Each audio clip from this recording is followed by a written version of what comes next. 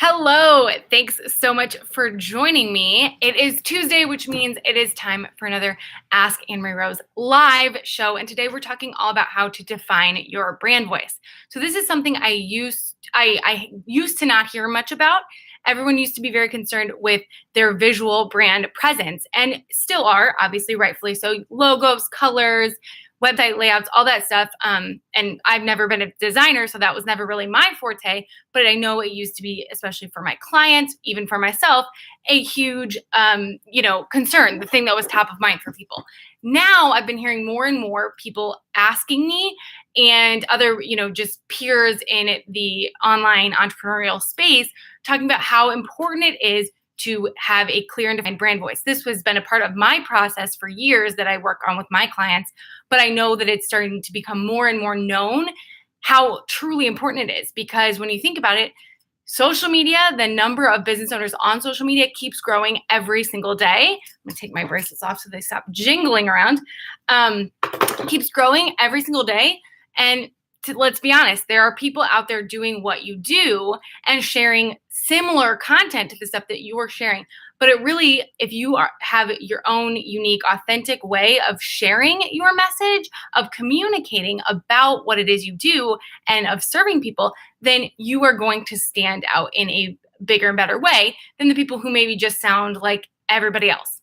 So that's exactly what we're going to do in this video. I am going to share a little bit more, help you get more clear on your brand voice and what does that actually even mean, and then how do we define it. So your brand voice is essentially just how you infuse personality into your brand communication. So this means on your website, this means on your social media posts, this could even mean when you are speaking in front of people or communicating with clients. You could take it that far as well. Now, of course, I think the number one time that people tend to get a little bit tripped up about or feel like they don't have much of a brand voice is when they're specifically writing, or even if you're on video and you're sharing your video. It's mostly in those content creation type of settings when people start to get really concerned about whether or not their brand voice is clear, it's authentic, all of those things. So that's the first thing that you want to know, is that your brand voice is essentially how you're infusing personality into your brand communications. Now, if you are representing if your brand is faceless, meaning, you're not a personal brand, then you have a lot of room to play here. Now, if you are a personal brand, it would make sense for you to make sure that your brand voice is also reflective of you as a human, because it would be really hard to show up and, it would be really hard if I sat here and said, I'm reserved and my brand voice is reserved and my brand voice is, I don't know, I can't think of a word. Humorous, maybe. I have a good sense of humor, but I don't think I'm like the most hilarious person. I guess I'd like to be a hilarious person, but that's just not real for me, right? I'm authoritative, I'm bold, those types of things. So that's me as a human. It's also me as a brand. So that's what I'm saying, is if you're a personal brand, it makes sense for your brand voice to be reflective of some of your same personality characteristics that you as a human also have. Okay, moving on. So now that you understand what we're talking about when we're talking about brand voice, let me just throw a few words. I already kind of did, but let me throw a few words out there that maybe some of these do reflect your brand voice, or maybe they just give you some good jumping off points. I made a list here, so I'm just going to read my list to you. Empowering, quirky, formal, friendly, authoritative, helpful, confident, unassuming. So those are all great words that can just describe a brand voice. And what you want to do is, if one of those jumped out at you, then write it down. And there are probably some other words that you can come up with that maybe people tell you that witty, that's the perfect one. Witty is a great thing to, great word to describe a brand voice.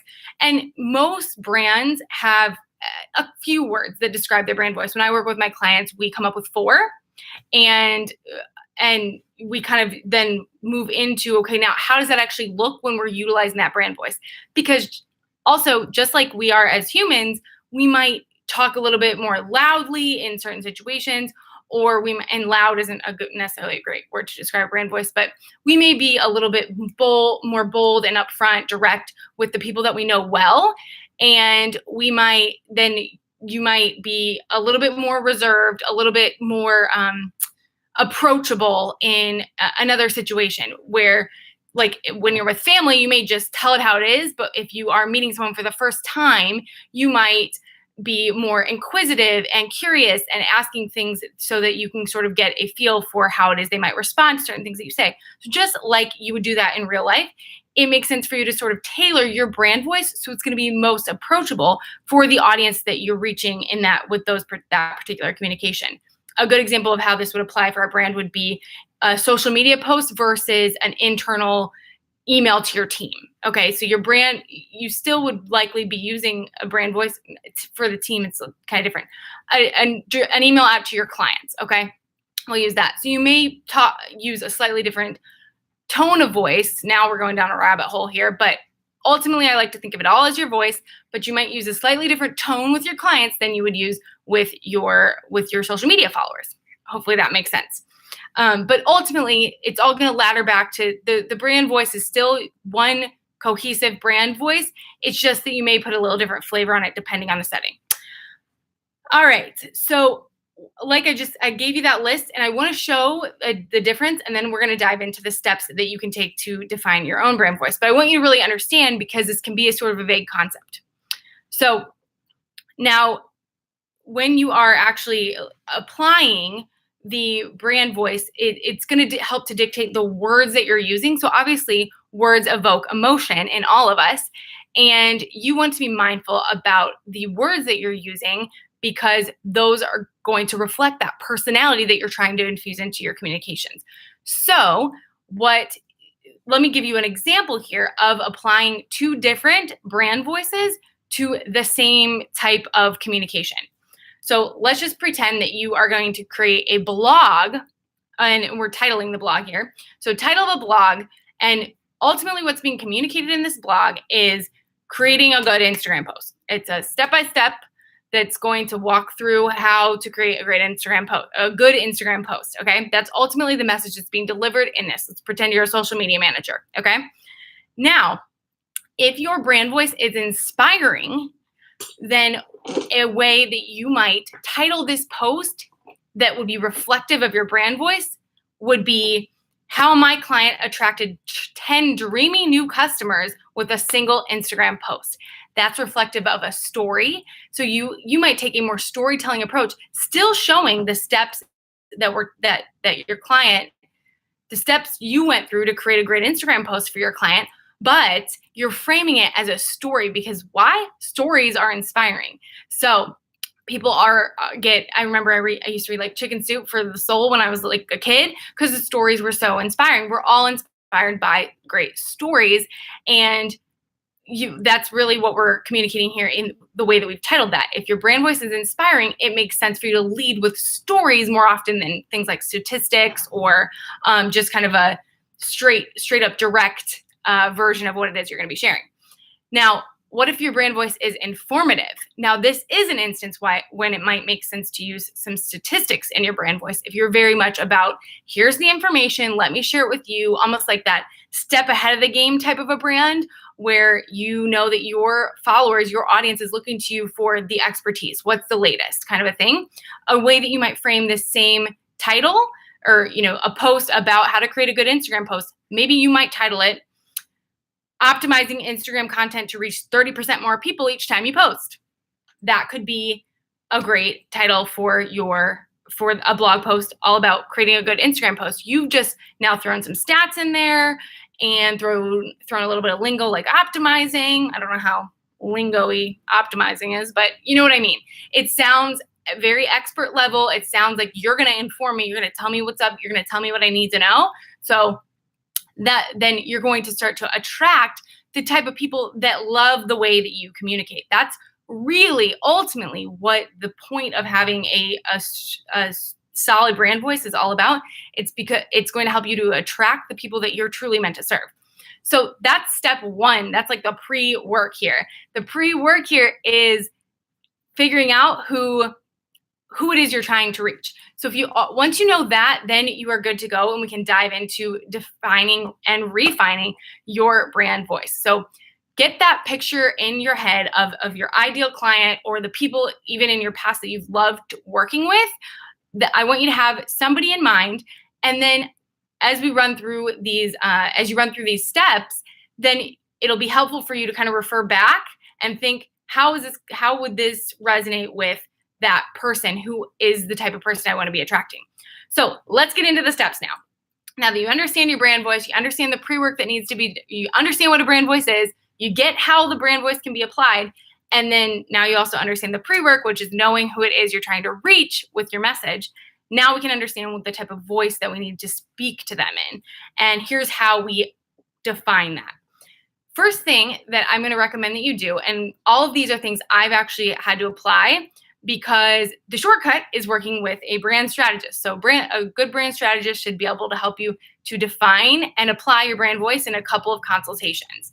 I am a brand strategist, but I didn't hire one to help me come up with my brand voice. This is something I did over time, and it's how I developed the process that I now use with my clients. So what you really, but if you're going to take the DIY approach, basically, if you're going to take the DIY approach, then these are the steps you want to follow. First thing that I'd recommend doing, and the order of operations, honestly, you can kind of switch it up, and I'll explain why in a minute, but the first step in this list, I guess, is writing. So you want to come up with a clear topic that you want to communicate. Great example would be like the one I shared before, how to create a good Instagram post. That's straightforward, it's to the point. So come up with something that you know and know well. Probably would be something similar to what you might share on Instagram or Facebook, or maybe you write a blog post about it. One specific thing that you want to help people, help someone learn how to do. Maybe it's an email. And all you need to do is just start writing. Maybe it's instructions. It doesn't even need to necessarily be instructions. Maybe you're someone that likes to share stories more.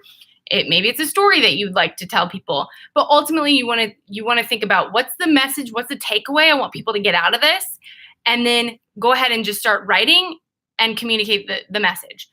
So you don't even need to put it out there, although I recommend that you do, because who cares? You put it out there, see how people respond. That's also going to help you to refine your brand voice, is getting people's feedback on certain things. So writing, just starting to write with a purpose. So not just free writing, but you want to write with a purpose, thinking about that takeaway first, and then writing to communicate whatever that takeaway is. Then number 2 is talk. You could do something like this, going live. You can get on Instagram stories, or you could go live in a Facebook group.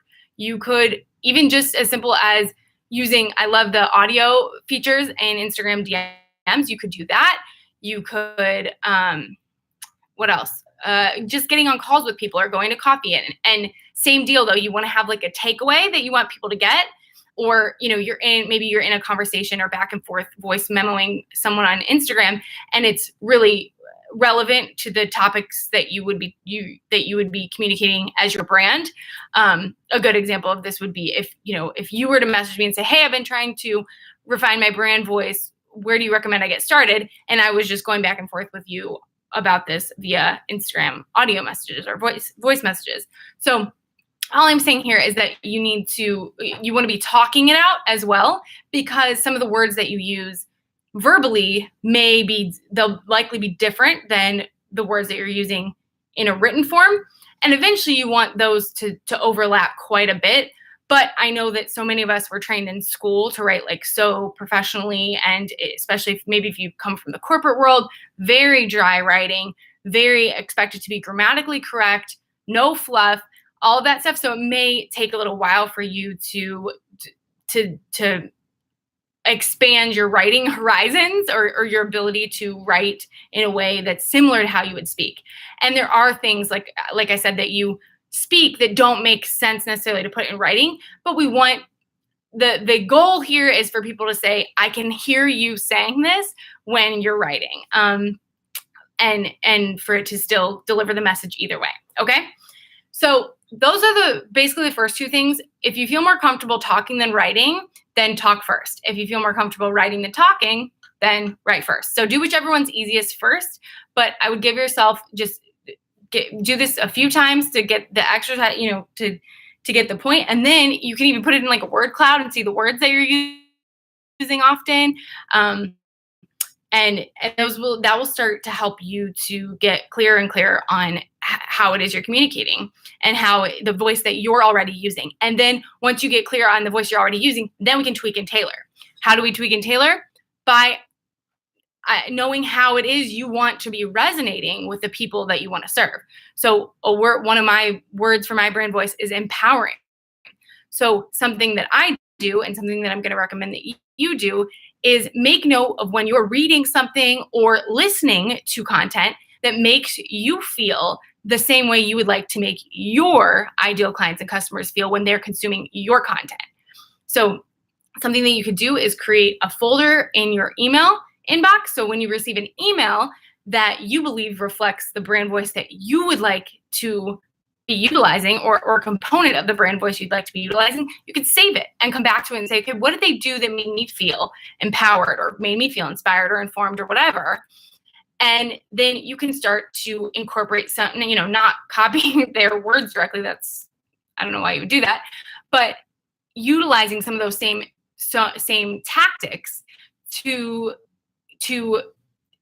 mold your own writing to be reflective of that brand voice. So that, in the instance of the informative voice, maybe it is statistics, numbers, things like that, or very step-by-step. And so then you can start to communicate in a similar way. So saving that stuff that you feel like is reflective of the brand voice that you are trying to adopt or to utilize more often, that is going to be super helpful. But I always recommend that you start by creating first before you consume, because you get that having that kind of raw playing field is important, especially if you're just getting started or this is kind of the first time you've thought about this. You may it's just better to start with your raw thoughts than somebody else's thoughts and then try to form yourself. That's how things can get really muddy. So start with you writing, you talking, and then pick up on see what patterns are showing up, and then go look at the things that you like to consume, whether it's video content, podcast content, email content, blogs, even Instagram posts. You can always tap the little bookmark in the bottom of an Instagram post and save posts that you feel like are reflective of your brand voice as well. So save those posts, and then you can refer back to them and connect the dots and see, okay, how is it that I can now utilize some of those same communication tactics in my own brand communications so that I can reflect a similar brand voice. I hope that was helpful. I know that was probably a lot to take in. We talked about what a brand voice actually is, some examples of different brand voices and how those can be applied, and then we dove into the four-ish steps that you can take to begin defining your own brand voice. And if it was helpful, I'd love for you to hit like and subscribe, because I'm back here every Tuesday with brand new content to help you communicate your message effectively and grow your business online. And comment below, let me know your top takeaway. If you want to dive deeper into this stuff and chat with me about the developments that you're making in your own brand voice, I'd love for you to find me on Instagram. That link is below, and you can just hop over to Instagram, DM me, let me know a couple of words that you think describe your brand voice and what you're finding out. I'd love to know, and I'll see you next week.